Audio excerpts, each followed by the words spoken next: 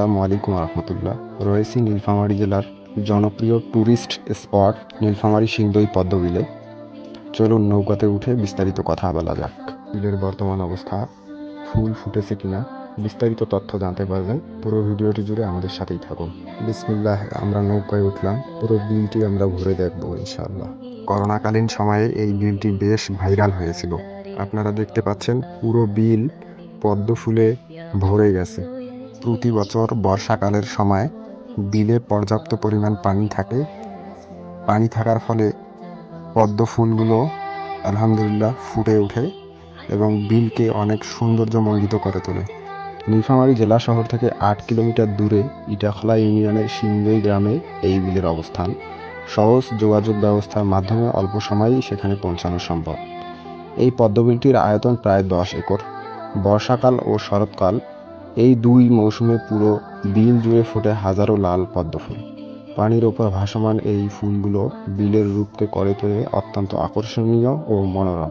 সকালের নরম রোদে যখন পদ্মগুলো একে একে ফোটে, তখন পুরো বিল যেন একটি ফুলের বাগানে পরিণত হয়।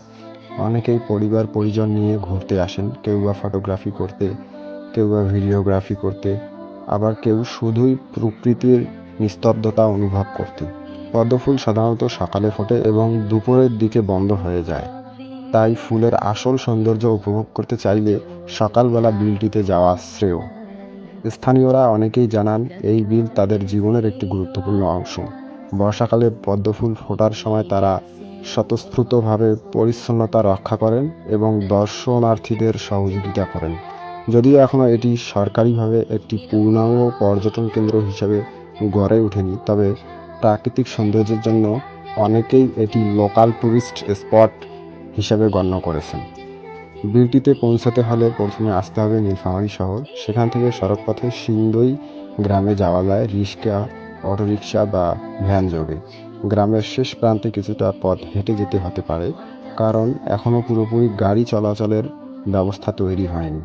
ভ্রমণের উপযুক্ত সময় হলো জুন থেকে অক্টোবর পর্যন্ত। এ সময়ই বিল জুড়ে দেখা যায় সম্পূর্ণ ফোটা পদ্মফুলের সমারোহ। সিংদই পদ্মবিল শুধু একটি বিল নয়, এটি নীলফামারীর মানুষের কাছে একটি গর্বের স্থান এবং প্রকৃতিপ্রেমীদের জন্য একটি বিশেষ ভ্রমণ অভিজ্ঞতা। ভিডিওটি শেষ পর্যন্ত থাকার জন্য অসংখ্য ধন্যবাদ। দেখা হবে পরবর্তী কোনো ভিডিওতে। আসসালামু আলাইকুম রহমতুল্লাহি ওয়া বারাকাতুহু।